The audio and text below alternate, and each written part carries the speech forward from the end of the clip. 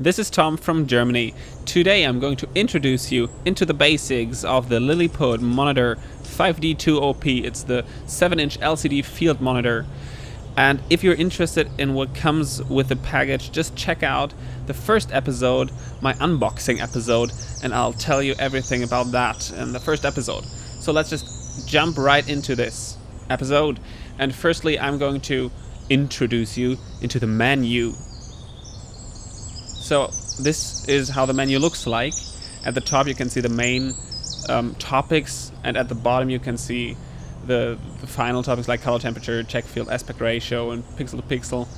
And just use the up and down buttons to get in there. And if you want to click something, use the right and left buttons. To get back to the main menu, just press menu again, and it takes you right there.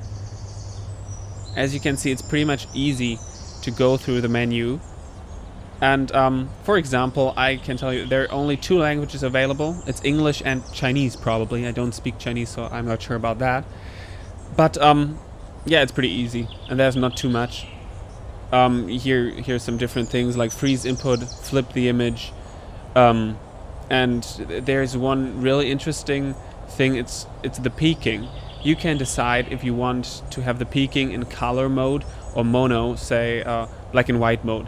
This is very interesting. I'll tell you about it later. It's the F1 function.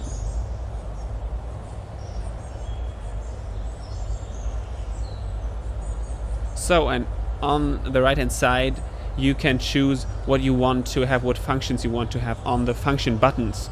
But I think it's already made up pretty much good, because it's peaking on the 1, it's false color on the 2, exposure on the 3, and histogram on the 4.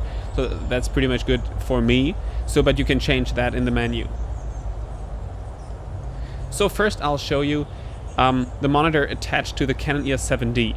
I just turned the monitor on so you can see how long it takes to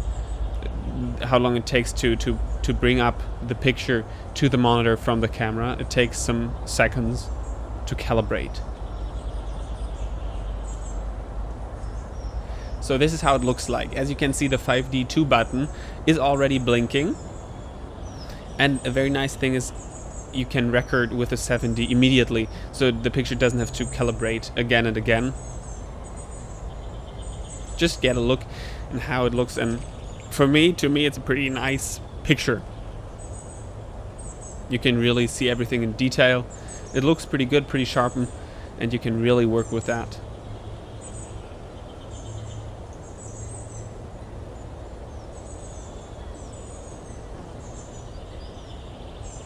So if I'm turning the 5D2 mode off, the picture is way smaller. And if I'm turning the information on and off, as you can see it here, the picture always gets smaller too, even if the 5D2 button is turned on. See, this is how it usually looks like, and when I press the information button, it goes smaller, which is not too nice, but you still can work with that. It's okay, I usually have the information turned off while shooting. Next, I'm going to show you on the F1 function 1 button the peaking function. You can see the red lines around the sharpened lines in the picture, but it's not too good when having the colors turned on.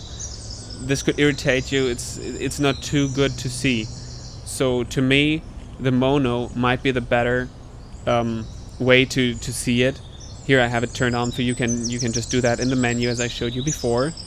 And when you're shooting in mono, you can really see the red lines around the sharp edges. Pretty much good, but it's your decision what you're using.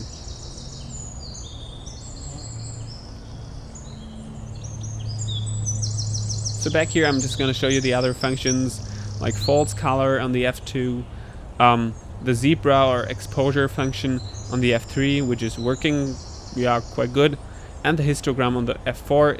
It's down there at the right hand side on the bottom. It's working too. There's nothing else I could say about that really. So everything's working quite nice with the 7D. And yeah, the main advantage is that the picture is immediately recording. With other cameras, it has to calibrate again and again, and I'll show you that with the 600D later. So with the 7D, that's absolutely no problem, and that works pretty much good. So now I have the Canon EOS 600D attached to the same monitor, and let's first see again how fast the picture calibrates to the Lilliput monitor.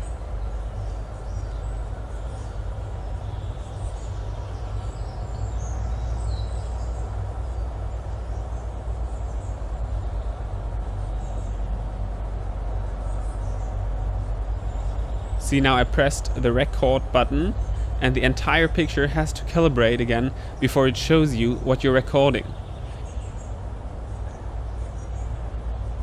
And the same when you stop recording. And I'll stop the recording now, and you see the entire picture turns blue again and it has to calibrate again. This is quite a bad thing about using other cameras besides the 7D.